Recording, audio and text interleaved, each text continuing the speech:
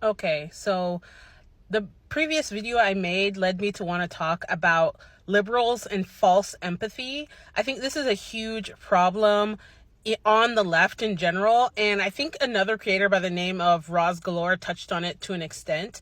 But what I'm talking about is liberals that support niche causes, and this is especially people that are wealthier, or what they call the professional managerial class, so people that work in NGOs, professors, people that work basically for a salary, but they work in high prestige positions that are not labor intensive, right? So a lot of liberals adopt this false empathy. And to me, part of it is, yeah, some of these people are really empathetic, but a lot of them actually don't really care too much or care too much for working class people or even middle class people. And the way they kind of cover that is latching onto niche groups to use that as an expression of their empathy, specifically because they don't have to interact with these people all the time in real life. So I think one of the best examples of this false empathy that some liberals have was actually the George Floyd situation. So George Floyd, let me preface this by saying the way he died was 100% unfair. The fact whether he was writing forged checks or he was high or whatever, what we saw in that video to me did not require the response that was had in terms of choking him out like that in broad daylight for the world to see, right? Because it was filmed.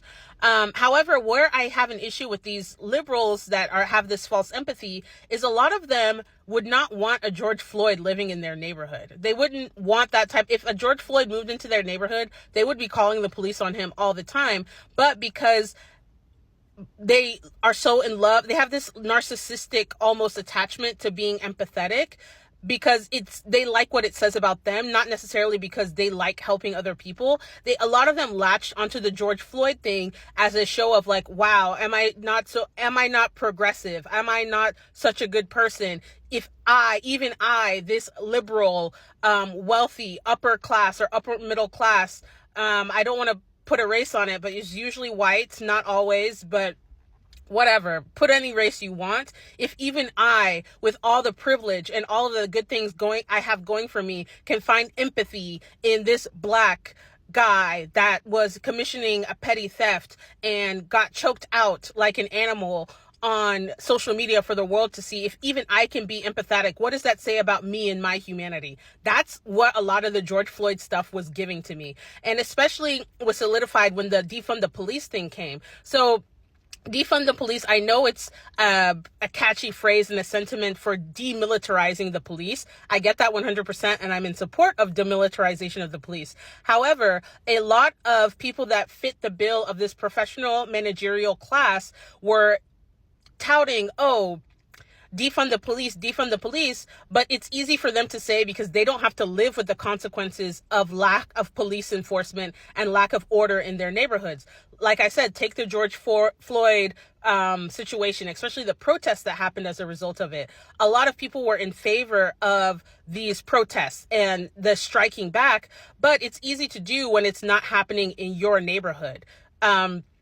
Like the defund the police thing, like I said, a lot of neighborhoods that have heavy crime, they're not being policed efficiently enough. So let's say you live in a neighborhood where there's 90% of the people are law-abiding citizens. They keep their head down. They go to work. 10%, which is actually a high percent of the people, are engaged in crime, be it petty theft up to violent gang type of crime.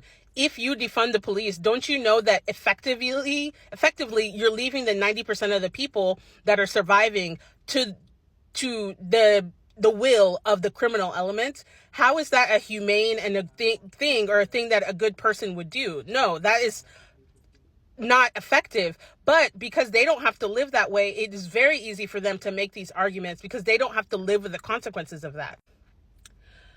To kind of like give you an idea of where I'm coming from, I think you guys should read a book by the title of Virtue Hoarders. It was written by Catherine Liu, who is a professor at UC Irvine, and she talks about the professional managerial class and basically how this class of people, which is basically your professors, your medical doctors, basically the people that make their living through wage but they have like jobs that require a degree and not that much physical labor. But basically, a lot of people that comprise this PMC class, a lot of them have abdicated their responsibility to actually ensuring that life is good or equitable for people that are working class, working poor, or middle class, and instead of politicking and doing research on effective strategies to actually help all Americans based on class, they latch onto either individuals, like in the case of George Floyd, or small niche groups, like I said before, like transgender rights,